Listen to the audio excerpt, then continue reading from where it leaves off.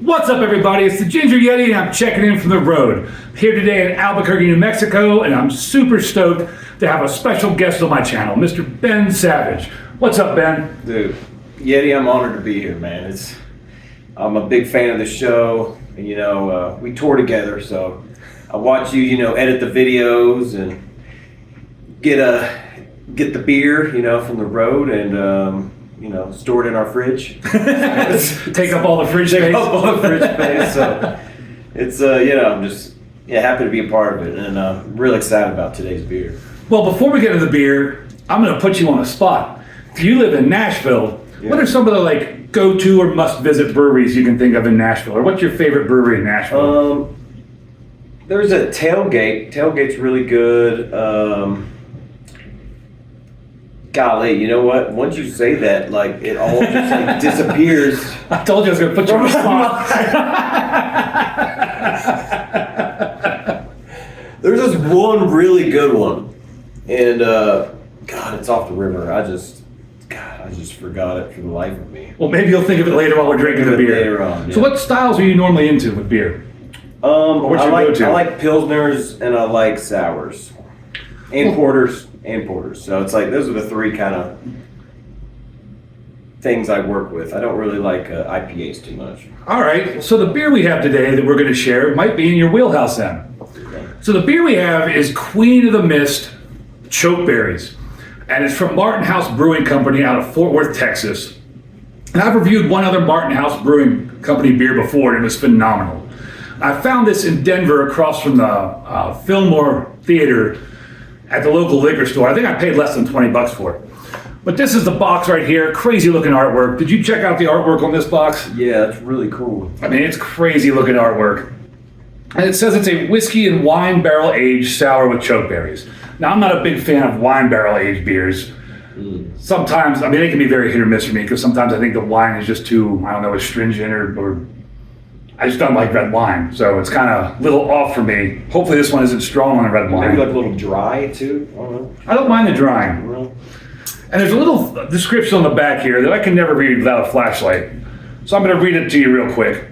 It says, the Queen of the Mist was the first ever barrel-aged fruited sour here at Martin House. She's been gone for a year now, and we decided to bring her back with a very special fruit this round. Historically, Queen of the Mist was a 5.2% Goza, the salty lady, aged in wine barrels with fruit. For this version, we upped the ABV to 11.7%. 11.7%. And aged half the batch in whiskey barrels and half in wine barrels, with sour and fruity chokeberries for 5 months. Now, I'm not real familiar with chokeberries, are you? No, actually, I did a little research beforehand, and I looked them up, and they look like the berries that you're not supposed to eat in the wild. Just those random berries you see on the trees. But it said they're generally safe to eat, except the pits, and can contain some cytogenic compounds or something. The compound that you make cyanide out of. Yes. So this may be the final Ginger Yeti episode. Hopefully this beer's not full of cyanide. Yeah. Now this box might be a little deceiving because it's actually 2 cans. There's a can for you.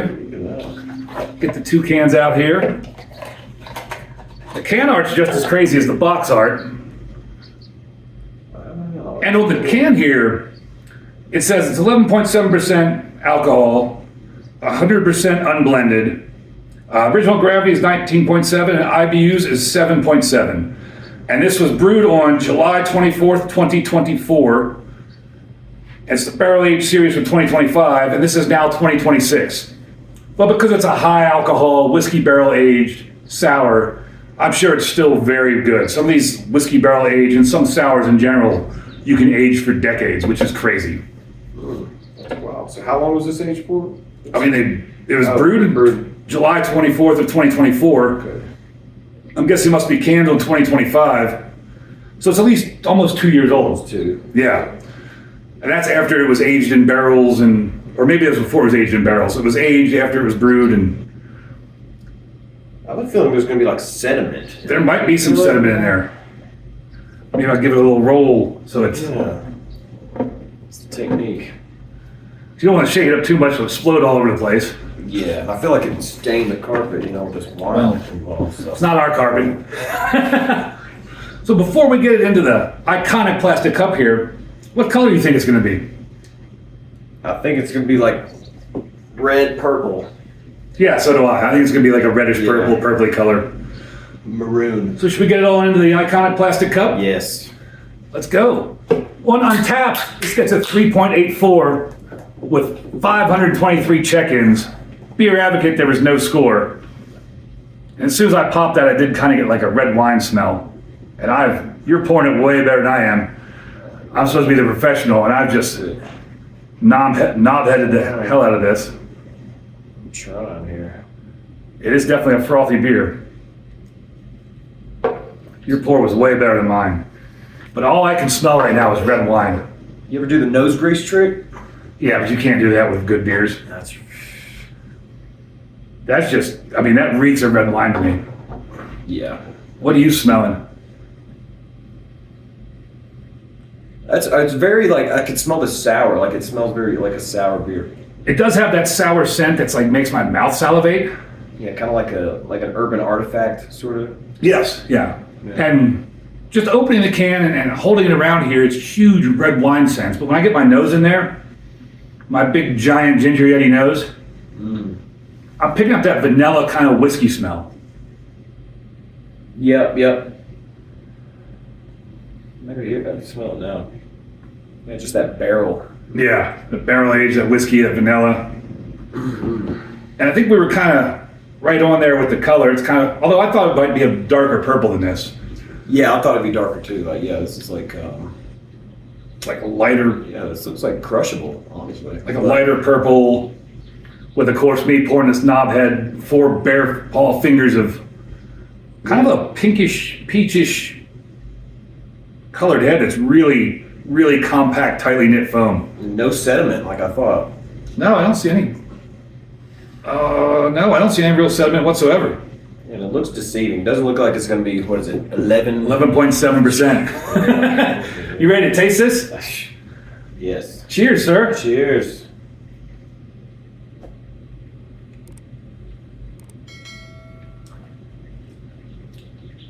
Wow. It's definitely sour. Yeah, a lot of sour in the back end. As I spill it down my face, That's really good. it is definitely sour. That's dangerous. Very, very light bodied. I mean, it's not. Very light. When I think like 11, I think like Imperial, just like, the alcohol just reeks, you know, but that's just like very deceiving. Yeah, it's definitely sour. It's got, I guess, what is chokeberries, because it is like a tart berry flavor. Yeah. It's a little dry. But I don't know, since I've never had a chokeberry, I'm assuming that's what that fruity kind of flavor is in there, is the chokeberry. Yeah. It's like the chokeberry, it like chokes the just like the alcohol taste or something. Like it doesn't taste, it tastes like a fruit. I mean, it tastes like a tasty cranberry drink. And I am picking up a little bit of like that red wine barrel around the edges. Not really picking up too much of the whiskey barrel, although I do get like a whiskey barrel vanilla flavor, but not so much whiskey barrel or whiskey in general. Yeah. I really like how like dry it is. I mean, it's like, It is very dry and very like mouth puckering on the finish. yeah, it's like the dryness mixed with like the fruitiness and like the lightness of it. And it's 11.7%. Can't believe it's 11 point. Yeah, that's 7. That's insane. 11.7%. No indication of that. This tastes like a 4 or 5%. Oh, easily. You would get, if you drank both these cans, you wouldn't even realize the alcohol in them. You would be crushed. No. It'd be like drinking Four Locos back in the day. You know? It's crazy how there's just no notice of the alcohol whatsoever. No, that's tasty. This is delicious. Yeah.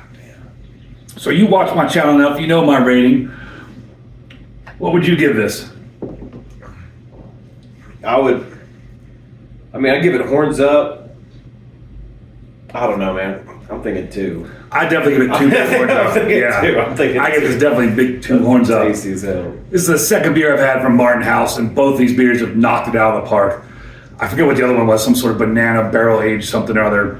But this one, I was kind of worried about it because of the wine barrel. Again, I'm not a big red wine fan, and some of that red wine flavor gets in the beer, and it's just not my thing. But this is phenomenal. This is a really well done beer, really, really tasty and dangerous. Super dangerous. Very dangerous. Oh, anything else you want to say before we wrap this up? Actually, we're talking about my favorite beer in Nashville is Jackalope Brewing Bear Walker. That's my favorite beer. Jackalope Brewing Bear Walker. I have to check it out next time I'm in Nashville. Check it out. It's crushable. It's like a dark amber, and God, it's so good. I can just crush those all day. But yeah, I have to check that out next time. You can get them at gas stations too. So. Oh, nice. Kroger. Well, cool. Thank you very much for being on my channel. I really appreciate you doing this with me. It's an honor to be here. It's a pleasure having you. Thank you for having me. Anytime, my friend. Cheers. Cheers. Thank you all for watching. Really appreciate it. Hope you all enjoyed this one. And as always, embrace the adventure.